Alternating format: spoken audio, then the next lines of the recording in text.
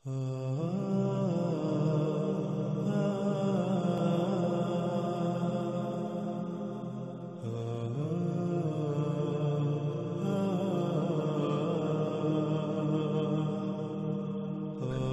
ناظرین، جیسا کہ ہم نے اس روایت میں رسول اللہ صلی اللہ علیہ وآلہ وسلم کے الفاظ کو دیکھا کہ رسول اللہ صلی اللہ علیہ وآلہ وسلم نے اس خام تیل کو، جسے آج انسان اپنے لیے مسیحا سمجھتا ہے، جس خام تیل کی وجہ سے پوری دنیا طرح طرح کی آسائشوں، سہولتوں اور آسانیوں سے مزین ہو چکی ہے،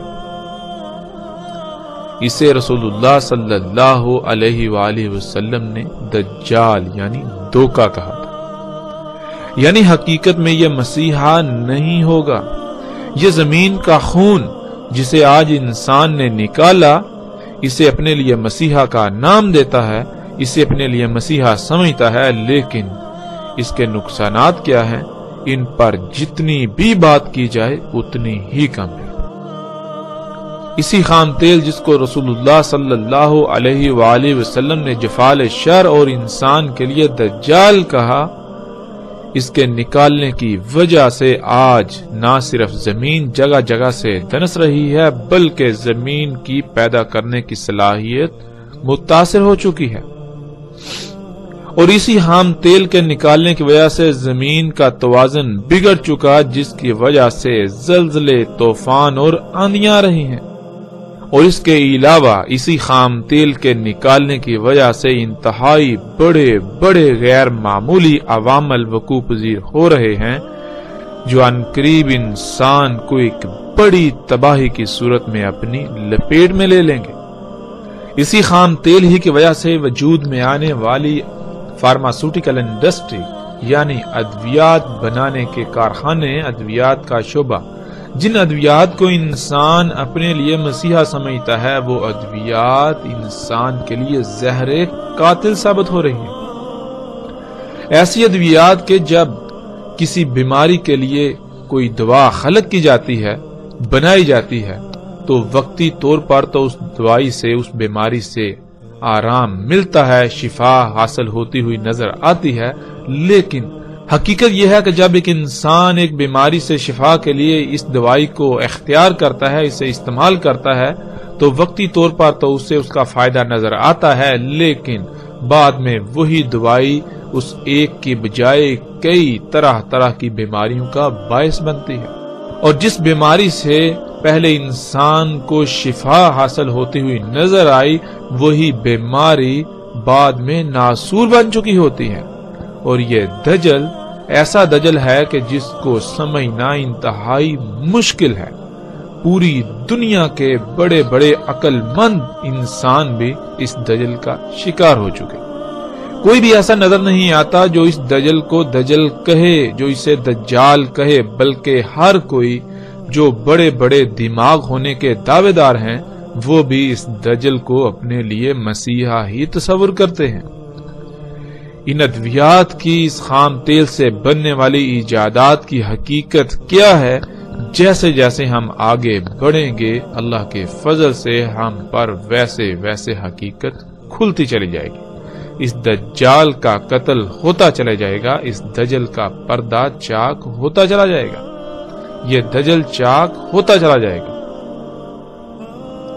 ان اشیاء پر، ان ایجادات پر، ان مخلوقات پر پڑا دجل کا پردہ، جس وجہ سے یہ دجال ہیں، یہ سب ہمارے سامنے آ جائے گا۔ رسول اللہ صلی اللہ علیہ وسلم نے کہا، اس کا دیکھنے کا ایک آلہ باہر کو نکلا ہوا ہوگا، یعنی دجال ہوگا جیسے کہ بالکل سبز چمکدار شیشہ، اور میں اللہ کی پناہ میں آتا ہوں عذاب قبر سے۔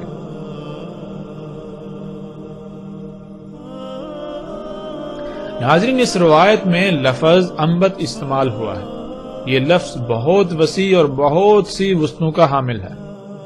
ان میں غالب ترین معنوں کو ہم بیان کریں گے۔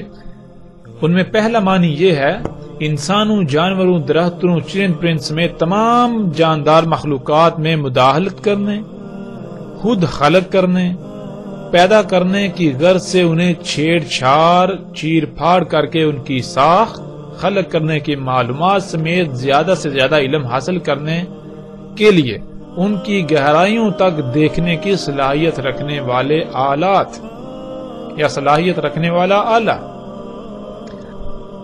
جیسا کہ سکرین پر نظر آنے والی تصاویر میں ہم ایسے تمام کے تمام آلات کو دیکھ سکتے ہیں جن آلات کے ساتھ انسانوں، جانوروں، درختوں، چرند پرند سمیت تمام کے تمام جانداروں میں مداخلت کر کے خود خلق کرنے کے لیے علم حاصل کرنے کی غرض سے انہیں چیر پھاڑ کر کے معلومات حاصل کی جا رہی ہیں، ان کی گہرائیوں تک دیکھا جا رہا ہے۔ ناظرین، اس لفظ کا دوسرا معنی جو پہلے معنی سے انتہائی قریب تر ہے وہ یہ ہے فصلوں، درختوں، پھلوں پھولوں یعنی نباتات وغیرہ میں مداخلت کرنے کی غرض سے، خود پیدا کرنے اگانے کی غرض سے انہیں چیر پھاڑ کر گہرائی تک علم حاصل کرنے کے لیے باریکیوں گہرائیوں تک دیکھنے کی صلاحیت رکھنے والا آلہ۔ پھر اسی طرح ناظرین اس کا تیسرا معنی ہے ایسا دیکھنے کا آلہ جو انگور کی طرح باہر کو نکلا ہوا ہو۔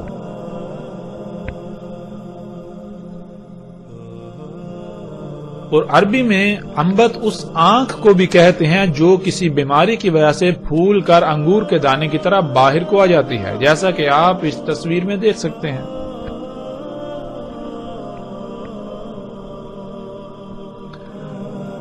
اب ناظرین ہمارے اوپر فرض بنتا ہے کہ ہم اپنے ارد گرد غور و فکر کریں، کیا آج انسان کی خلق کردہ ایسی مخلوقات موجود ہیں، ایسی ایجادات موجود ہیں جن سے یہ سب کام لیا جا رہا ہے جس کا ذکر رسول اللہ صلی اللہ علیہ وسلم نے کیا؟ کیا ایسی مخلوقات موجود ہیں جو دیکھنے کے آلات ہیں وہ سامنے سے بالکل ایسے باہر کو نکلے ہوئے ہیں گویا کہ جیسے آنکھ پھول کر انگور کے دانے کی طرح باہر نکل آئے؟ اور پھر کیا ایسے آلات موجود ہیں جن آلات کی مدد سے تمام کے تمام جانداروں کی چیر پھاڑ کر کے ان کی گہرائیوں تک دیکھا جا رہا ہے، کیا دیکھا جا سکتا ہے؟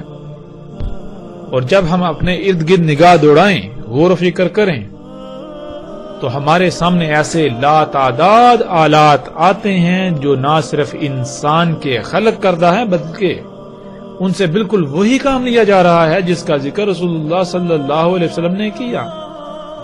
اور حیران کن طور پر آج انسان، تقریباً پوری دنیا کے انسان ان آلات کو اپنے لیے مسیحا تصور کیے ہوئے ہیں۔ ان کے نقصانات کیا ہیں؟ ان کا دوسرا پہلو جسے انسان یکسر نظر انداز کرتے ہیں، جس سے اپنی آنکھیں بند کر لیتے ہیں، اس کی بھی ہم وضاحت کریں گے، اس کو سامنے لائیں گے آگے جا کر۔ اور ناظرین وہ کون سے ایسے آلات ہیں، وہ کون سی ایسی مخلوقات ہیں انسان کی ہی خلق کردہ جو سامنے سے ایک چمکدار صاف ستھرے سرسبز شیشے کی مانند شیشے کی ہیں، باہر کو ایسے نکلی ہوئی گویا کہ پھولی ہوئی آنکھ انگور کی طرح؟ اور جب ہم غور و فکر کریں تو حیران کن طور پر ایسے کئی آلات ہمارے سامنے آ جاتے ہیں۔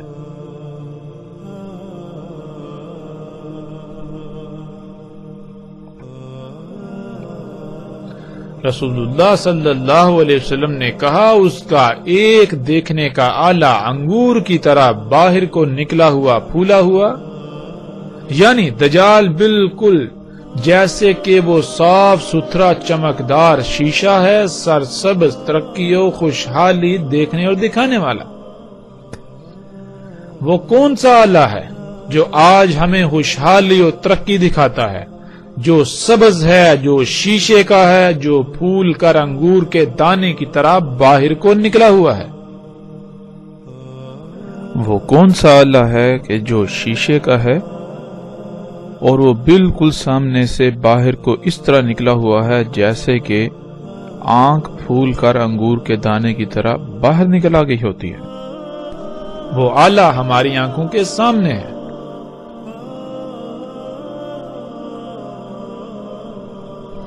اور پھر رسول اللہ صلی اللہ علیہ وسلم نے اسی روایت میں دجال کے اس فتنے کو عذاب قبر سے مشروط کر دیا. رسول اللہ صلی اللہ علیہ وسلم نے اس کے ساتھ ہی قبر کے عذاب سے اللہ کی پناہ میں آنے کی دعا کی. عذاب قبر کیا ہے؟ جب تک ہم اسے نہیں سمجھیں گے ہمیں اس بات کی سمجھ نہیں آئے گی. اس وقت ہم عذاب قبر پر بات نہیں کریں گے کیونکہ یہ الگ موضوع ہے جس کا ذکر ہم آگے جا کر کریں گے، لیکن مختصر بات کرتے ہوئے آگے بڑھیں گے. اللہ سبحانہ وتعالی نے قرآن میں ان انسانوں کو مردہ اور قبروں میں قرار دیا جو غور و فکر نہیں کرتے، جو آنکھوں، کانوں اور دل کا استعمال اس طرح سے نہیں کرتے، ان مقاصد کے لیے نہیں کرتے جس مقصد یا جن مقاصد کے لیے اللہ سبحانہ وتعالی نے یہ عطا کی. پھر قرآن کے دوسرے مقام پر اللہ سبحانہ وتعالی ایسے انسان جو غور و فکر نہیں کرتے ان کو دل کا اندھا قرار دیتے ہیں. تیسرے مقام پر اللہ سبحانہ وتعالی ایسے انسانوں کو جو غور و فکر نہیں کرتے ان کو چوپائے جانور قرار دیتے ہیں. اور جب ہم غور و فکر کریں تو یہ بات بالکل کھل کر واضح ہو جاتی ہے کہ عذاب قبر یا قبر کیا ہے. ناظرین، اللہ سبحانہ وتعالی نے انسان کے بارے میں قرآن میں جو بات واضح کی وہ یہ کہ اللہ سبحانہ وتعالی نے کہا کہ تم پہلے اموات تھے، پھر تمہیں حیا کیا یعنی زندہ کیا، اس بشری شکل میں لے کر آئے، پھر دوبارہ تم اموات ہو جاؤ گے، پھر دوبارہ تمہیں حیا کیا جائے گا، زندہ کیا جائے گا، جوڑا جائے گا. اب ناظرین سوال یہ پیدا ہوتا ہے کہ ہمارا جسم جب حیا نہیں تھا تو بقول قرآن کے، اللہ کے کلام کے، یہ حالت موت میں تھا. موت کسے کہتے ہیں؟ موت کہتے ہیں ان چھوٹے چھوٹے ذرات کو، ان ایٹمز کو جس سے ہمارا جسم وجود میں آتا ہے. یعنی ہم حیا ہونے سے پہلے ہم اس وجود سے پہلے چھوٹے چھوٹے ذرات کی شکل میں پوری دنیا میں بکھرے پڑے ہوئے تھے. اور وہ ذرات کیسے ہمارے اس وجود کا حصہ بنے، ان ذرات نے کیسے یہ شکل اختیار کی، جب ہم غور و فکر کریں تو اللہ سبحانہ وتعالی ان تمام کے تمام ذرات کو اکٹھا کرتے ہیں اور اس کو خام تیل کی شکل میں ڈالتے ہیں. یعنی ہماری موت کی، ہمارے ان ذرات کی سب سے پہلی جو منزل ہوتی ہے وہ ہوتی ہے خام تیل.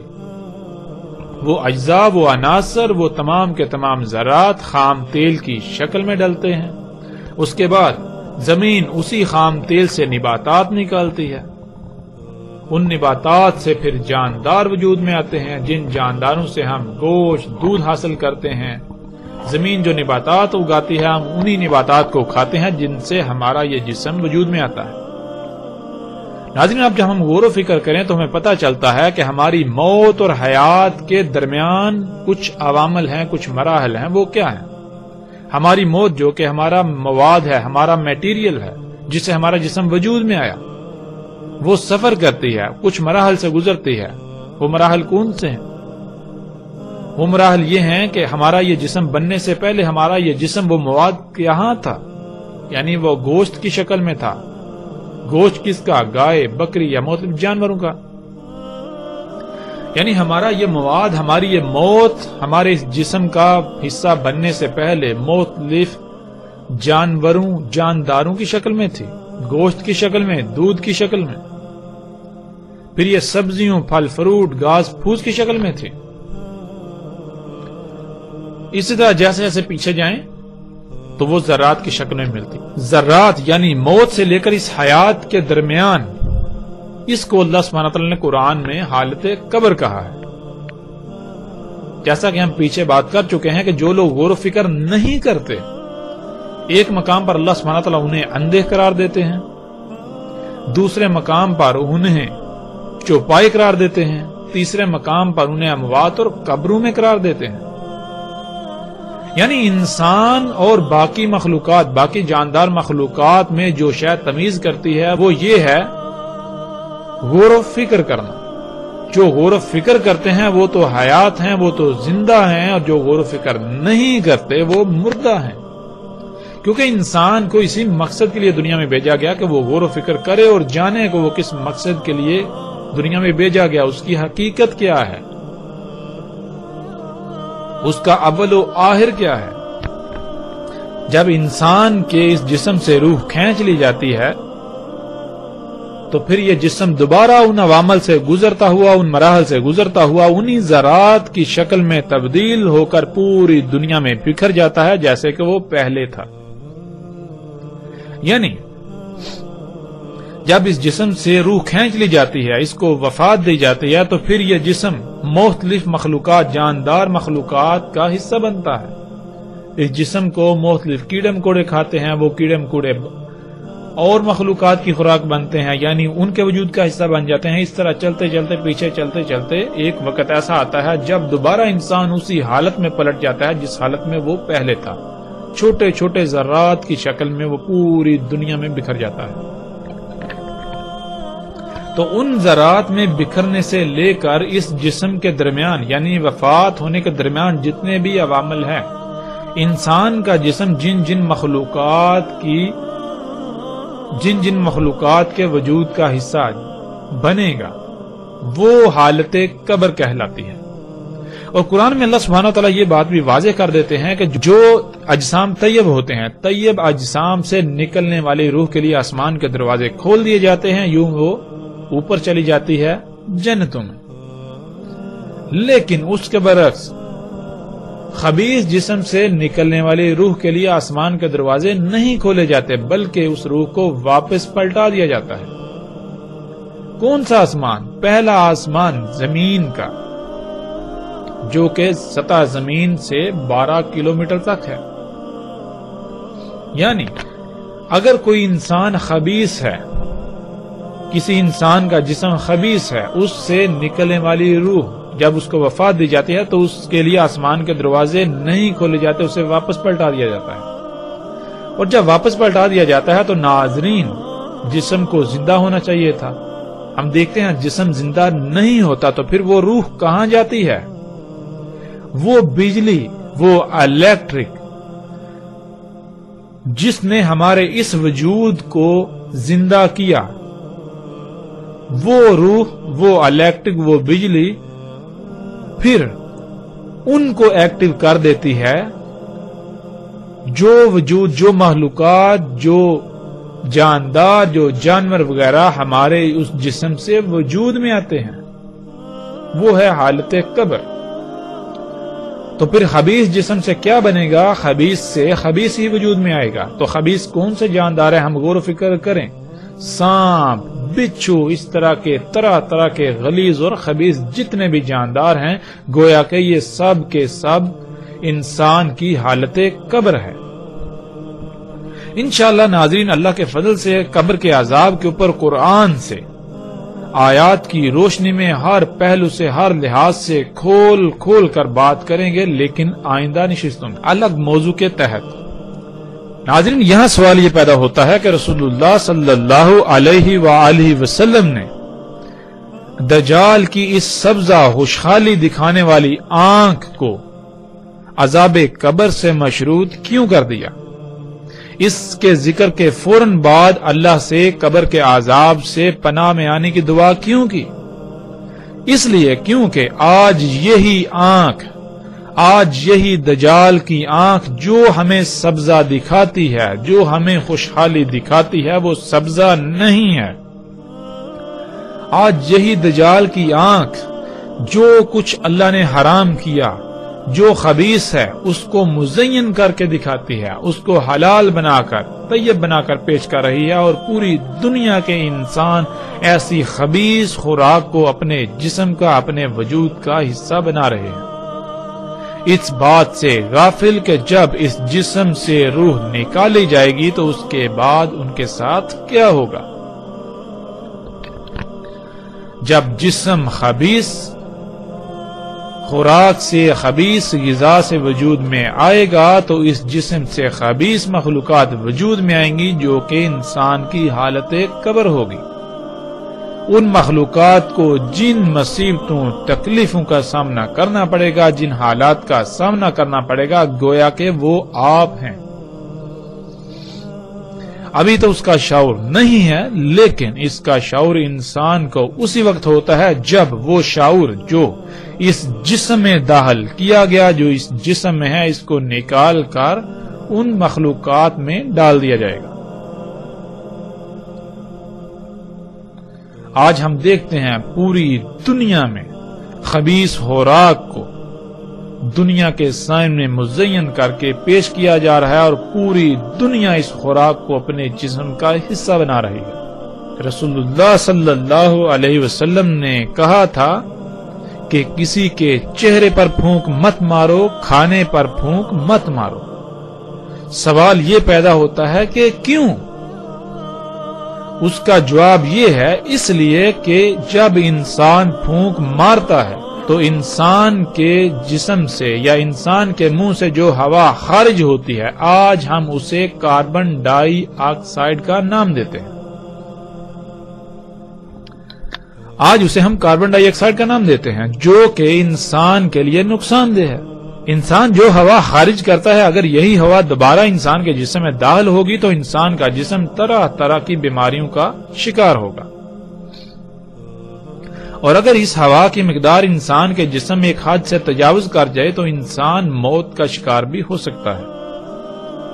یہی وہ وجہ تھی جس وجہ سے رسول اللہ صلی اللہ علیہ وسلم نے کہا تھا کہ کسی کے چہرے پر پھونک مت مارو، کھانے پر پھونک مت مارو۔ کیوں؟ اس لیے کہ جب تم کسی کے چہرے پر پھونک مارو گے تو اس پھونک میں کاربن کے ایٹمز، کاربن ذرات اس انسان کے سانس کے ذریعے اس کے جسم میں داخل ہو جائیں گے، جو اس کے لیے طرح طرح کی بیماریوں کا باعث بنیں گے۔ اور اگر تم کھانے پر پھونک مارو گے تو کھانے میں وہ کاربن کے ذرات جذب ہو کر تمہاری خوراک اس کھانے کے ذریعے جسم میں داخل ہوں گے اور جسم کو مفلوج کریں گے، بیماریوں کا شکار کریں گے۔ اور ناظرین، آج دجال کی یہ آنکھ پوری دنیا کو اسی گیس کو اپنے جسموں میں انڈیلنے کی دن رات دعوت دے رہی ہے، اور یہ آنکھ اسی گیس کو مزین کر کے دکھاتی ہے۔ آج اس آنکھ سے نظر آنے والے جو اشتہارات آپ دیکھتے ہیں مختلف مشروبات کے، جن میں کوک، پیپسی، مرنڈا اور اس طرح کے مشروبات شامل ہیں، ان میں جو گیس پائی جاتی ہے وہ بالکل وہی گیس ہے جو انسان خارج کرتا ہے، یعنی کہ کاربن ڈائی آکسائڈ گیس۔ رسول اللہ صلی اللہ علیہ وسلم نے اس کی معمولی سے معمولی مقدار سے بھی منع کیا، اس سے دور رہنے کی تلقین کی، لیکن آج انسان اس کے برعکس ایک بہت بڑی مقدار میں اسی گیس کو اپنے جسم میں انڈیلتا ہے، اور پھر طرح طرح کی بیماریوں کا شکار ہوتا ہے۔ یوں وہ پھر ادویات کھاتا ہے، وہ ادویات جنہیں اپنے لیے مسیحا تصور کرتا ہے، وہی ادویات پھر مزید اس میں سائیڈ ایفیکٹس یعنی مزید بیماریوں کا شکار کرتے ہیں۔ پھر انسان اسی گن چکر میں دھنس کر رہ جاتا ہے۔ اس کے باوجود وہ ان تمام کی تمام اشیاء، ان تمام کی تمام ایجادات، ان تمام کی تمام مخلوقات کو اپنے لیے مسیحا تصور کرتا رہتا ہے۔ آج یہی دجال کی آنکھ طرح طرح کی خبیث خوراکیں جو ہمارے سامنے پیش کرتا ہے، ایسی مزین کر کے کہ پوری دنیا آج بڑے شوق سے ان خوراکوں، ان اشیاء کو کھادی، ان خوراکوں کو، اس غذا کو اپنے اجسام کا حصہ بناتی ہے۔ قرآن میں اللہ سبحانہ و تعالی نے بہت سختی سے منع کر دیا۔ آج یہی دجال کی آنکھ پوری دنیا کے انسانوں کو ایسے بیج استعمال کرنے کی دعوت دیتی ہے کہ جو غیر فطرتی ہیں، جن بیجوں سے اگنے والی فصلیں، پھل، سبزیاں کھانے سے انسان طرح طرح کی بیماریوں کا شکار ہو رہے ہیں، طرح طرح سے مفلوج ہو رہے ہیں۔ ناظرین، یہی وہ وجہ تھی جب رسول اللہ صلی اللہ علیہ وسلم نے ذکر کیا اس سرسبز شیشے کی آنکھ کا، جو سبزہ دکھاتی ہے، جو خوشحالی و ہریالی و ترقی دکھاتی ہے، اس کی طرف دعوت دیتی ہے تو ساتھ ہی مشروط کر دیا قبر کے عذاب کو، ساتھ ہی اللہ سے عذاب قبر میں پناہ میں آنے کی دعا کی۔ رسول اللہ صلی اللہ علیہ وسلم نے کہا اس میں کچھ شک نہیں کہ دجال ہوگا ممسول عین الیسرا، ہوگا اس پر زفرہ، قطب ہوگا درمیان اس کے دیکھنے کے آلات کے کافر۔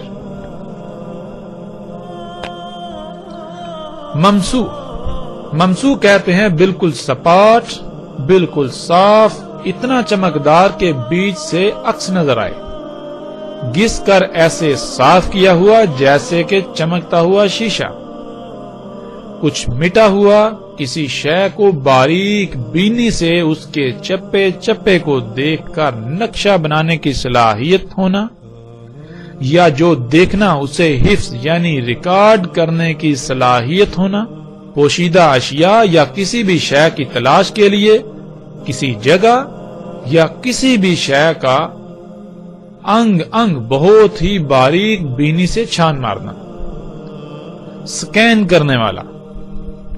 العین جس کو ہم پہلے بھی جان چکے ہیں، العین کہتے ہیں رنگوں کا ادراک کرنے والا یعنی دیکھنے والا آلہ، دیکھنے کا آلہ۔ زفرہ، ناظرین زفرہ کا ترجمہ ناخن کا کیے جاتے ہیں۔ عربی کا لفظ زفرہ استعمال ہوتا ہے ناخن کے لیے، تمام کے تمام جانوروں کے کھروں پر خول کے لیے، درندوں کے پنجے، سپ وغیرہ، ناخن، پنجے، کھروں، خول، سپ وغیرہ سمیت تمام مخلوقات میں اس طرح کی شے کو زفر کہا جاتا ہے۔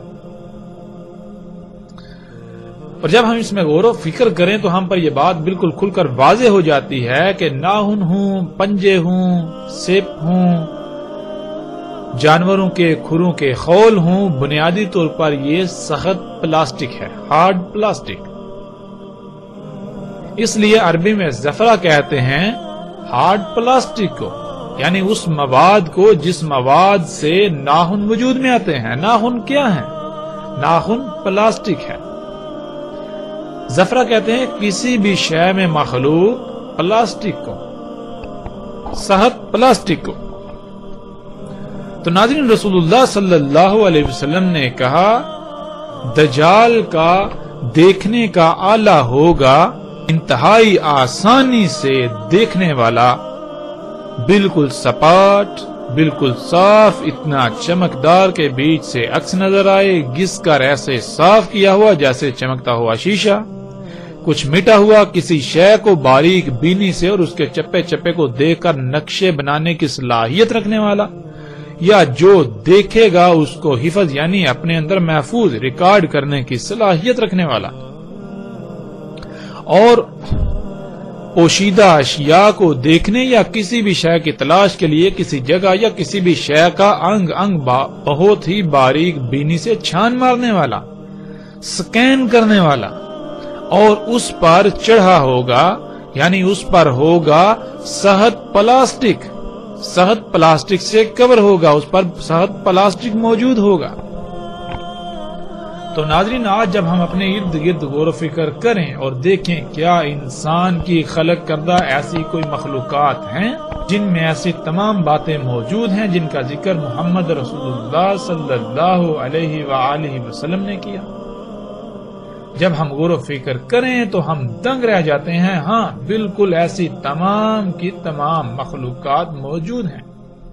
آج ایسے وہ تمام کے تمام آلات موجود ہیں جن میں ایسی تمام خصوصیات موجود ہیں جن آلات کو آج ہم کیمروں کا نام دیتے ہیں، یعنی کیمرے۔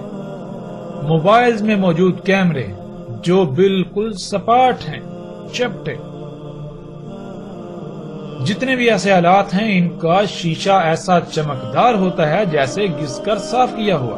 سب میں یہ صلاحیت موجود ہے کہ وہ جو دیکھتے ہیں اسے اپنے اندر ریکارڈ یعنی محفوظ کرنے کی صلاحیت رکھتے ہیں۔ انہی کیمروں کی مدد سے آج دنیا کے چپے چپے کو دیکھا جا رہا ہے۔ انہی کیمروں کی مدد سے آج دنیا کے نقشے بنائے جاتے ہیں، جہاں تک کہ جو دنیا کا جدید ترین نقشہ ہے اور مصدقہ ترین، سب کا قابل اعتماد ترین جو نقشہ ہے اسے آج گوگل ارتھ کا نام دیا جاتا ہے، گوگل ارتھ کہا جاتا ہے، وہ بھی اسی دجال کی عین سے بنایا گیا، جو کہ دجال کے راس یعنی دجال کے انسان کی خلق کردہ مخلوقات کے بلند ترین مقام میں نصب ہے۔ یوں رسول اللہ صلی اللہ علیہ وسلم کے ایک ایک لفظ کی تصدیق ہوتی ہے۔ آج ہم ایسی تمام مخلوقات یعنی انسان کی خلق کردہ ایسی تمام اشیاء کو دیکھ سکتے ہیں جو ایسے آلات ہیں جن سے دیکھنے کی صلاحیت ہے، جن میں دیکھنے کی صلاحیت ہے، جن سے بہت ہی بآسانی دیکھا جا سکتا ہے، جو دنیا کے نقشے بنانے کے لیے، اشیاء کی سکیننگ کے لیے، دنیا کے چپے چپے کو دیکھنے کے لیے، خفیہ پوشیدہ اشیاء کو دیکھنے کے لیے، راتوں میں اندھیروں میں دیکھنے کے لیے استعمال ہو رہے ہیں۔ آج انسان ان تمام کے تمام آلات کو اپنے لیے مسیحا تصور کرتا ہے، لیکن رسول اللہ صلی اللہ علیہ وسلم نے ان سب کو دجال کہا۔ یہ سب کا سب حیات الدنیا ہے، یہ شیطان ہے۔ آج انسان اسی شیطان کے خطوات کی اتباع کر رہا ہے۔ آج انسان اسی حیات الدنیا، اس شیطان کے پیچھے پڑا ہوا، اسی کو دنیا میں آنے کا مقصد تصور کر چکا ہے، اور یہ بھول چکا ہے کہ وہ دنیا میں کس مقصد کے لیے بھیجا گیا۔ رسول اللہ صلی اللہ علیہ وسلم نے کہا اس کا یعنی دجال کا دیکھنے کا آلہ، انتہائی آسانی سے دیکھنے کا آلہ گویا کے با اعتماد سیارہ ہوگا۔ سیارہ یعنی ایک پلانٹ ہوگا۔ جب ہم کائنات میں غور و فکر کریں تو سیارے کیا کر رہے ہیں؟ ہر سیارہ اپنے اپنے مدار میں گھوم رہا ہے۔ جیسے ہماری زمین ایک سیارہ ہے اور سورج کو اپنا محور بناتے ہوئے اس کے گرد گھوم رہی ہے، بالکل اسی طرح رسول اللہ صلی اللہ علیہ وسلم نے کہا کہ دجال کا دیکھنے کا آلہ جو کہ انتہائی آسانی سے دیکھنے والا ہوگا وہ ایک سیارہ ہوگا، یعنی وہ کسی شے کو اپنا مرکز و محور بناتے ہوئے اس کے گرد اپنے مدار میں گھوم رہا ہوگا۔ آج ہم پر فرض بنتا ہے کہ ہم غور و فکر کریں، کیا ایسی کوئی شے موجود ہے؟ کیا ایسی کوئی شے انسان نے خلق کی؟ کیا انسان کی مخلوقات، انسان کی خلق کردہ مخلوقات، انسان کی ایجادات میں کوئی ایسی ایجاد ہے جو گویا کہ بالکل ایک سیارے کی طرح ہے، جو ایک سیارے کی طرح کسی بھی مقام کو اپنا مرکز و محور بنائے ہوئے اس کے گرد گھوم رہا ہے اور اس کے ذریعے سے دیکھا جا رہا ہے؟ اس میں دیکھنے کی صلاحیت ہے۔ اور جب ہم غور و فکر کریں تو انسان حیران رہ جاتا ہے، بالکل رسول اللہ صلی اللہ علیہ وسلم کے الفاظ کے عین مطابق آج دجال کا انتہائی آسانی سے دیکھنے کا آلہ زمین کو اپنا محور بناتے ہوئے، زمین کو اپنا محور بنائے ہوئے اس کے گرد بالکل اسی طرح گھوم رہا ہے گویا کہ وہ ایک سیارہ ہے، ایک پلانٹ ہے۔ آج اسے ہم سیٹلائٹ کا نام دیتے ہیں۔ اسی سے آج پوری دنیا کے چپے چپے کو انتہائی آسانی سے دیکھا جا رہا ہے۔ رسول اللہ صلی اللہ علیہ وسلم نے کہا ساتھ ہوگا اس کے مثل جنت کے اور مثل آگ کے، یعنی اس کے ساتھ بالکل ویسی ہی اشیاء ہوں گی جیسی اشیاء یا جیسی سہولتیں، آسائشیں، آسانیاں جنت میں ہوں گی، اور اس کے ساتھ ہوگی آگ، اور اس کے ساتھ بالکل ایسی ہی شے ہوگی جیسے کہ آگ ہوتی ہے۔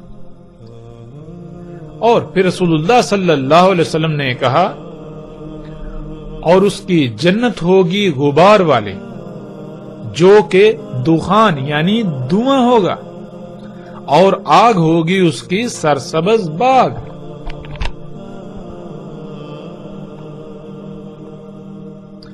رسول اللہ صلی اللہ علیہ وسلم نے کہا، اور ساتھ ہوگا اس کے مثل جنت کے اور مثل آگ کے، اور جنت ہوگی اس کی غبار سے بری ہوئی جو کہ دھواں ہوگا، اور آگ اس کی سرسبز باغ ہوگی۔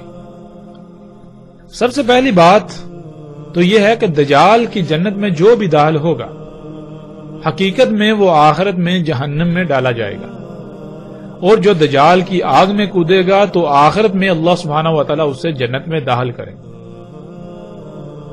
اس کا ایک پہلو تو یہ ہے، لیکن اس کے علاوہ دنیا میں بھی دجال کی جنت حقیقت میں جہنم ہوگی، حقیقت میں دھویں سے بری ہوئی۔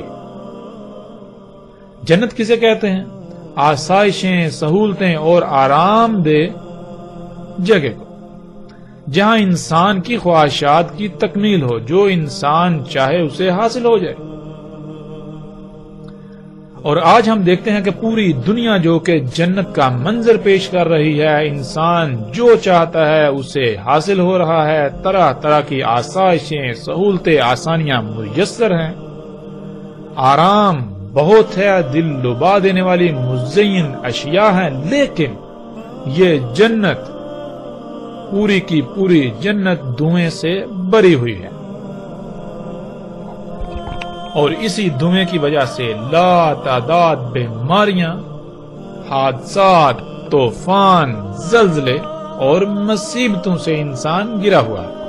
کیوں رسول اللہ صلی اللہ علیہ وآلہ وسلم کے الفاظ کے عین مطابق آج جن معاشروں، جن سوسائٹیوں کو انسان اپنے لیے جنت تصور کیے ہوئے ہیں، آسائشیں، سہولتیں، آرام سے بری ہوئی جگہ تصور کرتا ہے، وہ دھویں سے بری ہوئی ہیں، اور اس دھویں کی وجہ سے جہنم کا منظر پیش کر رہی ہیں، اور ہم اپنی آنکھوں سے یہ مناظر آج دیکھ سکتے ہیں۔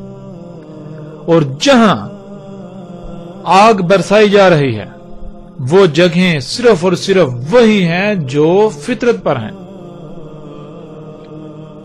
جو حقیقتاً سرسبز باغ ہیں۔ ایسے لوگوں کو آج چن چن کر مارا جا رہا ہے، ان پر آگ برسائی جا رہی ہے جو یہ کہتے ہیں کہ دین فطرت ہے اور فطرت پر قائم ہونا ہے، ہم فطرت پر قائم ہونا چاہتے ہیں، دنیا کو فطرت پر قائم کرنا چاہتے ہیں۔ اسی دجال کی جنت کے بارے میں چند خبریں آپ کے سامنے۔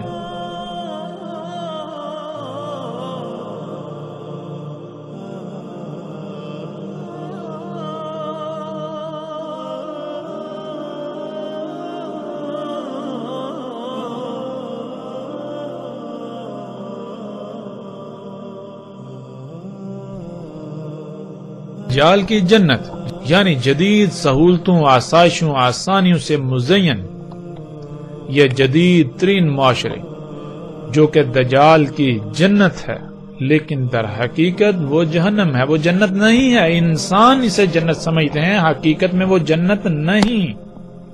حقیقت کیا ہے؟